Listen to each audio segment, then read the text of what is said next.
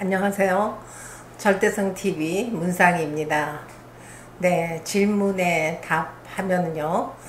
차별금지법은 동성애를 포함한 성소수자들의 비윤리적 성태도를 법으로 보호하기 때문에 사회 근간을 지키는 건전한 성과 사랑을 지키려는 개인과 가정, 그리고 사회 공동체와 국가의 안정과 발전을 위한 질서를 근본적으로 해체시키는 법이라고 생각합니다.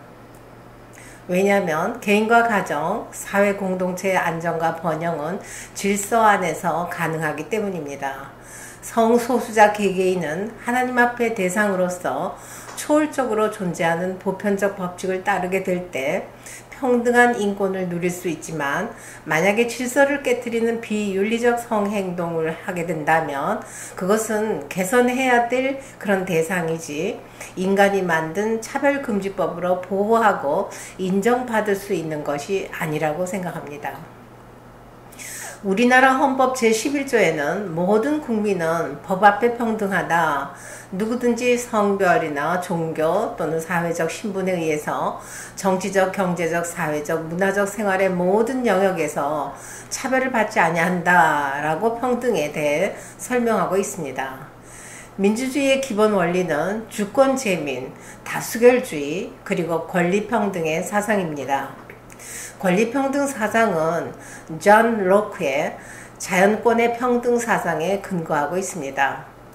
존 로크는 자연법이 존재하므로 인간은 자유롭고 평등한 상태에 있으며, 자연 상태에서 인간은 생명과 또는 자기의 자유와 재산 등에 대해서 평등한 권리를 가진다라고 주장했습니다.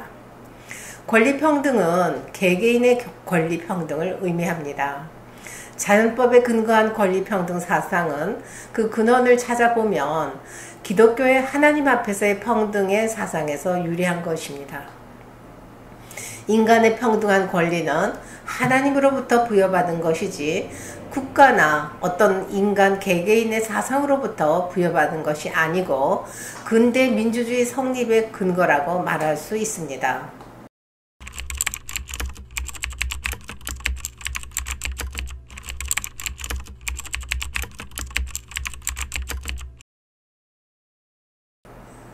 네, 질문에 답하면 권리평등 사상은 먼저 하나님 앞에 대상으로서 인간의 평등을 의미합니다. 권리평등 사상은 대상의식의 사상이며 질서의식의 사상입니다. 민주주의는 본래 하나님에 대한 인간의 대상의식으로 하나님을 모시는 마음, 즉 충성하는 마음으로 출발한 것입니다. 대상의식은 온유하고 겸손한 태도와 상대를 위해주고자 하는 마음, 즉 이타심이나 또는 윤리적 태도인 것입니다. 그러나 민주주의가 점점 발달함에 따라서 하나님의 모습은 이 대중의 관심에서 점점 사라지게 되었고, 개인의 권리 주장을 지나치게 강조하게 되다 보니까 대상의식을 점점 잃게 돼서 주체의식이 더 강하게 드러나게 되었습니다.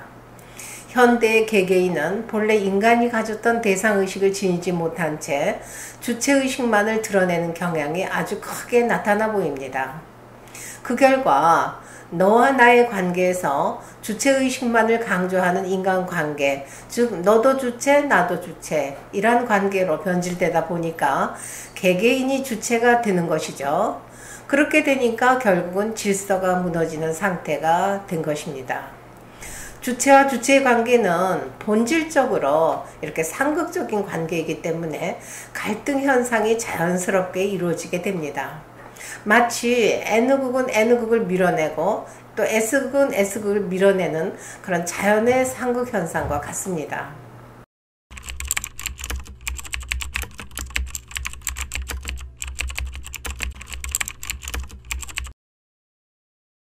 네, 이 질문에 답하면은요. 네, 민주주의가 성립된 이후 상당한 기간 동안 비교적 건전한 발전을 계속해 왔는데요. 그것은 기독교 정신 아래 인간은 하나님 앞에 대상의식을 지닐 수 있었기 때문입니다. 그런데 과학의 발달에 따라서 유물론 사상과 무신론 사상의 확산, 그리고 정치 종교가 분리되어야 한다라는 정책이 강조되면서 기독교의 세속화 현상이 나타나게 되었습니다. 따라서 인류의 정신 지도 능력의 상실이 되는 그런 터전 위에서 점차적으로 산업사회가 등장하면서 너와 나의 다른 다양한 가치관이 형성이 되었죠. 그래서 신본주의 이념은 우리 생활에서 점점 멀어지게 되고 인본주의적 혹은 물본주의 가치관의 문화로 차츰차츰 형성되게 되었습니다. 인본주의적 권리평등 사상에 불을 붙인 것은 6.8 혁명이 일어난 이후에 새로운 문화 마르크스 사상을 뿌리로 둔 다양성의 포스트 모더니즘 사상과 또 급진적 페미니스트 사상, 이란 모든 사상이 해체주의적인 그 가치관, 그런 사상이 혼합돼 가지고 민주주의의 권리평등 사상은 기존의 전통적인 권리평등 사상의 하나님 앞에서 대상의 평등에서 바로 주체의 평등으로 변질이 된 것입니다.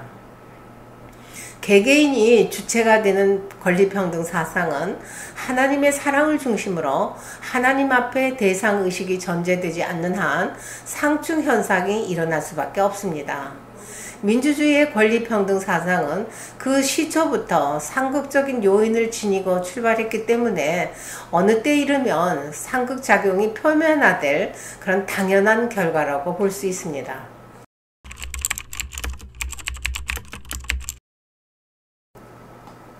네, 하나님을 중심한 본연의 대상의식을 부활시켜야 하는 것입니다. 그것을 위해서 민주주의도 문화 마르크스 사회주의도 또 포스트 모더니즘도 인류의 참된 주체인 하나님을 다시 맞아들여야 합니다. 사회 질서와 가정의 질서를 회복하기 위해서는 반드시 민주주의가 출발한 본연의 정신, 즉 인간은 하나님 앞에 대상으로서 평등하다, 이러한 사상을 회복하지 않으면 안 되는 것입니다. 기독교와 다른 종교들은 현대인들이 하나님을 수용할 수 있도록 하나님의 실존을 합리적으로 증명하는 것이 무엇보다도 시급한 것입니다. 인류가 하나님을 바르게 수용하고 따르게 되면 자신의 윗사람을 존경하게 되고 상위자는 하위자를 사랑으로 지도하게 됩니다. 정부는 국민을 사랑하게 되고 국민은 정부에게 충성을 다하게 됩니다. 민주주의와 문화 마르크스 사회주의가 하나님을 시봉할 때 오늘날 민주주의의 병폐는 근본적으로 해결될 수 있습니다. 하나님과 인류는 본래 부모와 자녀의 관계로 창조되었기 때문이죠. 부모 없는 형제가 있을 수 없고 형제를 떠난 부모 또한 있을 수 없습니다. 전 인류가 하나님을 참 부모로 모시게 된다면 인간과 인간의 관계는 참 사랑을 중심한 형제자매의 관계, 즉 one family under God이 자동적으로 조성될 수 있습니다.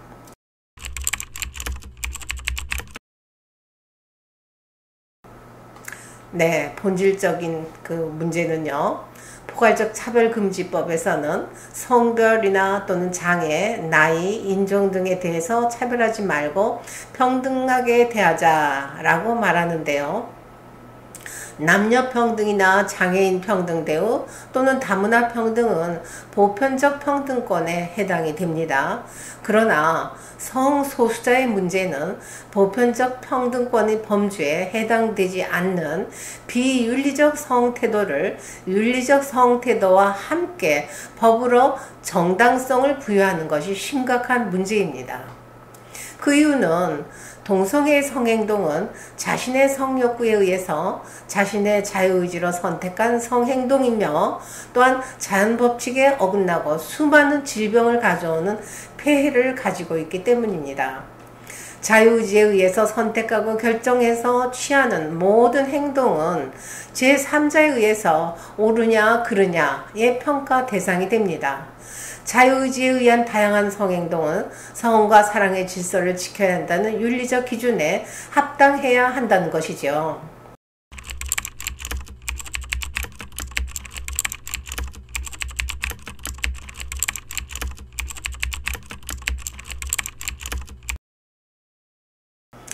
네, 모든 존재는 자율성과 법칙성이 필연적으로 함께 존재하고 질서를 유지하며 발전하기 때문이라는 것을 이미 인간 존엄성 근거에서 광물로부터 인간에 이르기까지 계층성과 연속성에서 법칙성이 있다는 것을 소개하였습니다.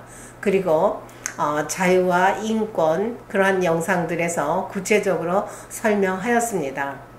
우주의 모든 광물, 식물, 동물, 인간에 이르기까지 모든 존재들은 자율성과 법칙성을 동시에 지니고 작용하고 발전합니다. 그런데 인간 세계는 법칙성은 간과되고 자유의지만 나타나는 것으로 인식하게 됩니다.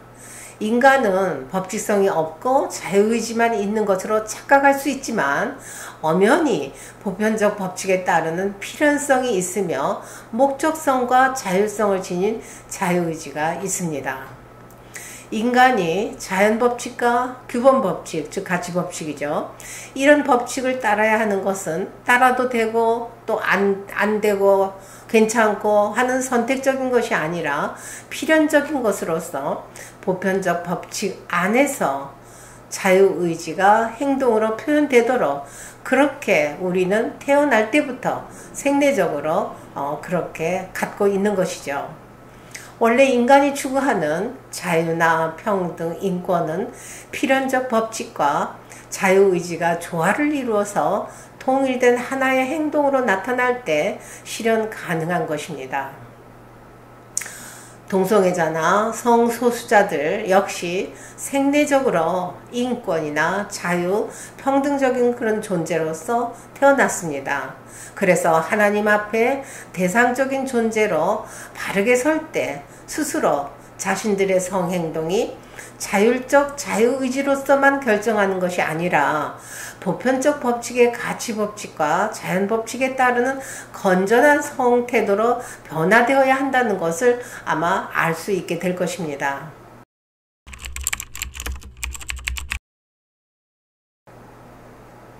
네, 평등과 질서의 그 관계는요, 떼려야 뗄 수 없는 불가분의 관계입니다.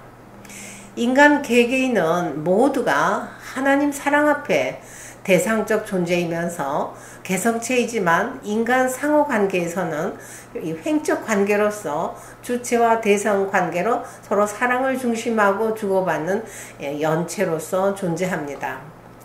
가정에서는 사랑을 중심하고 부모 자녀 또 부부관계 형제자매 관계로서 하나님을 중심하고 모두가 하나님의 사랑의 대상의 입장에 설 때 평등하게 됩니다.